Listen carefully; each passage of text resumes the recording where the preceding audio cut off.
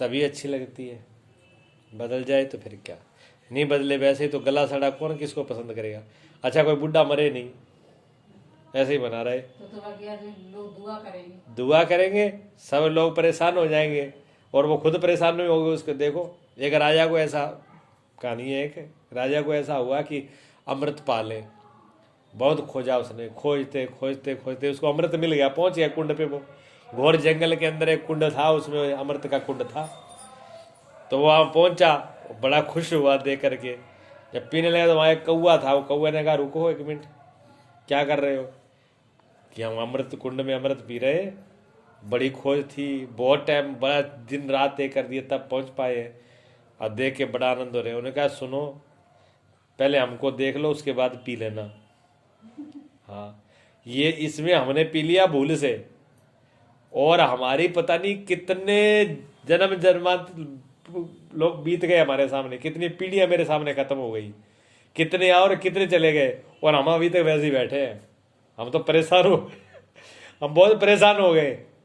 अब हम मर तो सकते नहीं, हम निरे काम करते हैं, हम कहीं गिर जाए, कोई मार दे, हाथ पैर तो टूट जाए, पसली टूट जाएंगी, लेकिन मर नहीं पाते हम।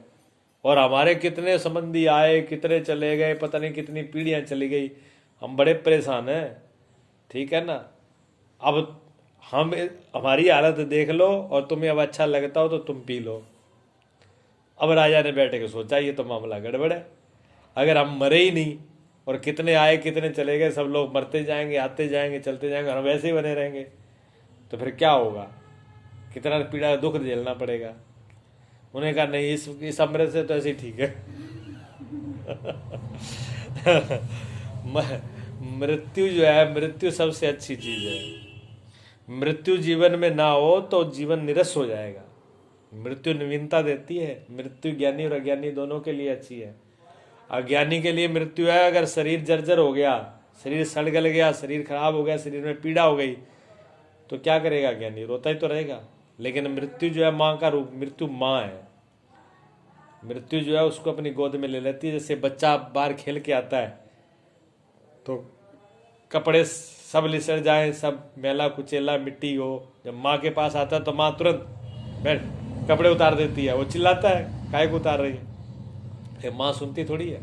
उसे कपड़े उतार देगी, उसे जबरदस्ती पानी डाल के नहा धुआ करके दूसरा पहना देगी, वो चिल्लाता रहेगा, रोता रहेगा, सब काम कर देगी वो, उसके बाद अपने गोद में लेती है। इसी प्रकार जो है मृत्यु, मृत्यु माँ है, मृत्यु गोद में ले लेती है अपने, जो भी कचरा कूड़ा सब हटा करके फिर दोबारा उसको फिर नवीन नया शरीर दे देती है। और ज्ञानी के लिए, ज्ञानी के लिए तो कहते जा मरने से जग डरे मेरे मन आनंद, क्योंकि मरकर ही पाइए पूर्ण परमानंद। मरने के बाद ही तो वो उसमें गोता लगाते हैं आनंद में। कहते जब तक ये शरीर है तब तक तो थोड़ी बहुत बाधा है, जब ये शरीर नहीं रहेगा तो फिर क्या, फिर तो मस्ती मस्ती है। तो ज्ञानी तो चाहता है कि ये शरीर कब छूटे, ये प्रारब्ध कब पूरी हो, और कब मैं सब बंधनों से आजाद हो जाऊं। थोड़ा बहुत ये भी उसको खटकता है। तो ना तो मृत्यु अज्ञानी के लिए बुरी और ना ज्ञानी के लिए बुरी। मृत्यु दोनों के लिए बुरी नहीं है, दोनों का ही फायदा करती है। और लोग मृत्यु को ही गालियां देते हैं, मृत्यु से डरते हैं, और बिना मौत के पेश पड़ती नहीं है। जब आदमी दुखी होता है तो किसको पुकारता है? मौत को।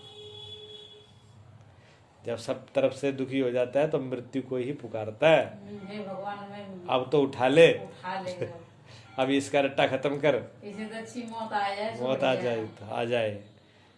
अगर मौत इतनी बुरी होती तो कौन याद करता है? मौत भगवान का दूसरा नाम ही मौत है।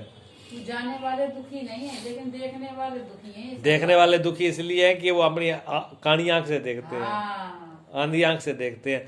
सही आंख से देख ले तो उनको भी दुख नहीं है। ज्ञानी देखता है, सही आंख से ज्ञानी देखता है तो उसको दुख नहीं होता, जाने वाले का भी दुख नहीं होता। वो कहता है ठीक है, वो समझ लेता है कि हाँ ठीक है, अच्छा हुआ है, गलत नहीं हुआ, ये भी अच्छा हुआ है। इसलिए ज्ञानी किसी के मरने पर रोता नहीं है, क्योंकि उसको दिखता है। अज्ञानी रोता है क्योंकि दिखता नहीं है। लेकिन गुरु जी देखने का अंतर है सब। एक अगर रोवे ना, कोई मर जाए, कोई रोवे ना, तो औरत ने कहा नहीं, अरे बाप आंख में आंसू नहीं आ। कहने से क्या होता है किसी के?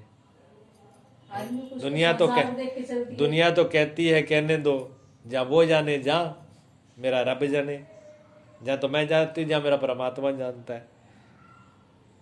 भगत भगत कोई दुनिया की परवाह थोड़ी करता है। मीरा नाच रही थी, मीरा के तो पति खत्म हो गए, बाबा खत्म हो गए, सब खत्म हो गए, तब भी पग घुंघरू बांध, जिस दिन जहर का पिलाया दिया उसी दिन में मीरा पर पैरों में घुंघरू बांध के नाची। जहर पीकर, विष पी करके, उस भयंकर विष को पी करके भी मीरा नाची। घर में मृत्यु तब भी मीरा नाची। लोगों ने यही तो कहा मीरा पागल है, इससे ज्यादा और क्या कहते हो? ये तो कहा पागल है। दुनिया को कौन रिझा पाया? दुनिया को कौन समझा पाया? न तो दुनिया को कोई समझा पाया, ना दुनिया को कोई रिझा पाया। यहां तो खुद को जिसने रिझा लिया, बस सारी दुनिया रिझ गई, उसके बेड़े पार हो गए। खुद रिझा तो सब रिझे, खुद तृप्त तो सब तृप्त, खुद आनंद में तो सब आनंद में, और खुद भूखा है तो सारी दुनिया भूखी है। क्या फर्क पड़ता है? यहाँ तो अपने से ही मतलब है, दुनिया अपनी है। लोग और दुनिया का रास्ता भक्ति के मार्ग में नहीं है। भक्ति में तो जहाँ तो भगवान होता है और जहाँ पर भक्त होता है, और सही पूछो तो ना भक्त भी नहीं होता, सिर्फ भगवान ही होता है। भक्ति में सिर्फ परमात्मा होता है और कुछ नहीं होता। मीरा थोड़ी नाचती थी, मीरा में स्वयं भगवान नाचते थे। मीरा को तो होश ही नहीं होता था। अगर मीरा नाचती तो नाच ही नहीं पाती, फिर तो उसको भी लाज आती, शर्म आती। लेकिन जब अंदर से वो झरना फूटता था तो उसके बस का नहीं था। कब नहीं? अपने आप कौन रोके? वहाँ रुकता ही नहीं था। वो तो बाढ़ की तरह, जैसे बाढ़ आती है तो नदी के आसपास के किनारों में जितने झुग्गी झोपड़ा सब बह जाते हैं। बस का नहीं रहता वहाँ। अब किसको कहो? सरकार को कहो, किसको लाना दो? किसी को लाना नहीं है। फिर बह गई तो बह गई, ऐसा ना। तो वृक्ष जब लगता है तो उसके पर क्या गीत है, क्या गान गुनगुनाना है। नाच लिया नृत्य को नाचना था, कर ली जब बातें चांद तारों से, हो गया संवाद सूरज से। हवाओं के साथ भंवर डाल ली, आकाश की में शाखाएं फैला दी, पृथ्वी में दूर तक जड़ें पहुंचा दी। पृथ्वी के रस को भी चखा और आकाश की मुक्ति को भी जाना। इसको कहते हैं परिपूर्णता। वृक्ष वो जब बीज है तो बीज है, और जब जड़ें धरती में गई तो धरती के एक एक रस को भी उसने अनुभव किया और अपनी अपनी शाखाओं को आकाश में फैला दिया। अब वो वृक्ष परिपूर्ण है, देख लो, तीनों लोकों में समाया हुआ है। कितनी बड़ी उसकी मान्यता है, महानता है। मनुष्य भी एक बीज है, और जब तक उसमें सहस्त्रदल कमल के फूल नहीं खिल जाएं, जिसको योगी कहते हैं सहस्त्रदल कमल, सहस्त्रा में कमल, हजारों कमल खिल जाएं आनंद के, जिसको बुद्ध ने कहा निर्वाण, जिसको महावीर ने कहा केवल्य, जिसको कबीर साहब कहते हैं श्रुति या दसम द्वार, 10वां द्वार न खुल जाए। मनुष्य की देह में 9 द्वार खुले हुए हैं, 1 द्वार बंद है। 9 द्वार यानी 9 छेद। जनेंद्रिय से लेकर आंखों तक गिनती कर लेना, 9 छेद हैं। इससे तुम जगत से जुड़े हो।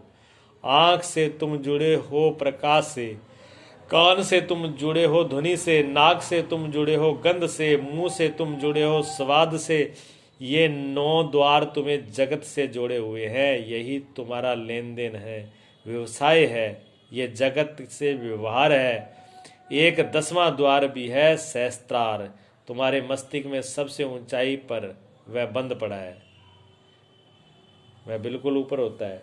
अच्छा। हाँ जी, योगी जब प्राण छोड़ते हैं तो यहाँ 10वें द्वार से निकलता है, यहाँ सुराख हो जाता है। देखा है आपने? अच्छा। देखा है हमने, ऐसा हमने देखा। गुरु जी के 1-2 शिष्य थे, गृहस्थी थे वो, योग नहीं, लेकिन गुरु कृपा होती है तो कुछ भी हो सकता है, सुराख भी हो जाता है और ना भी हो, लेकिन ध्यान ऊपर जब ध्यान किया जाता है तो इसमें समाधि की उपाधि है, बिल्कुल शून्य समाधि हो जाती है, उसके बाद में वो द्वार प्रवेश होता है, उसकी झलक अलग होती है। ये ध्यान का रास्ते से होता है। भगत अपने आप ही पहुंच जाता है, पहुंचना नहीं पड़ता। भगत का 10वां द्वार अपने आप ही खुल जाता है, खोलना नहीं पड़ता। ये होता है, योगी इसको खोलता है, भगत के सब द्वार खुल जाते हैं। आपके मस्तिष्क में सबसे ऊंचाई पर है, बंद पड़ा है। वह बंद तब तक रहेगा जब तक तुम जागोगे नहीं। जब तक ध्यान की गरिमा ज्ञानतम न होगी, तब तक ध्यान की तोरा न होगी, तब तक वह ध्यान जलती हुई अग्नि नहीं बन जाएगा, एक तीव्र अग्नि की तरह। तब तक 10वां द्वार नहीं खुलेगा। जैसे ही ध्यान की अग्नि प्रज्वलित होगी, झटके से 10वां द्वार खुल जाता है। कबीर साहब कहते हैं, खुली कीवरियां। और जैसे ही 10वां द्वार खुलता है, जैसे नाक के बिना गंध नहीं, आंख के बिना रंग नहीं, ऐसे ही 10वें द्वार के बिना परमात्मा नहीं।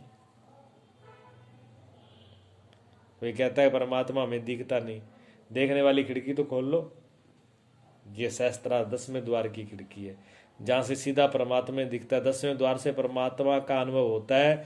10वें द्वार की प्रतीति परमात्मा है। जैसे 10वां द्वार खुला अचानक, फिर किसी प्रमाण की जरूरत नहीं रह जाती कि तुम जानते हो परमात्मा हो। तुम जानते हो शेष जो बचा है वो परमात्मा ही बचा है। जब तक 10वां द्वार नहीं खुलता, तब तक ये बातें हैं, कहाँ है परमात्मा, किसने परमात्मा देखा है। और जब वो द्वार खुलता है तो फिर वही वो है और दूसरा कुछ है ही नहीं। इसलिए जिन्होंने देखा वो कहते हैं सब जगह वही है। कण कण में है झांकी भगवान की, और किसी सूझ वाली आंख ने पहचान की। रब तेथों दूर नहीं, पर तेरा भी कसूर नहीं। क्यों? देखने वाली आंख चे नूर नहीं। देखने वाली आंख में नूर नहीं है, प्रकाश नहीं है।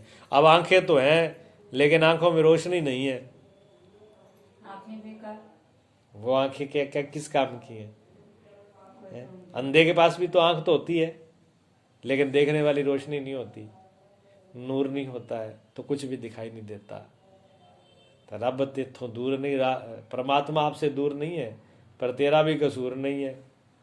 क्यों? देखने वाली के अंदर नूर नहीं है। जब प्रकाश आ जाएगा उस दृष्टि में, उस आंख में, फिर सिवाय उसके और कुछ बचता ही नहीं है।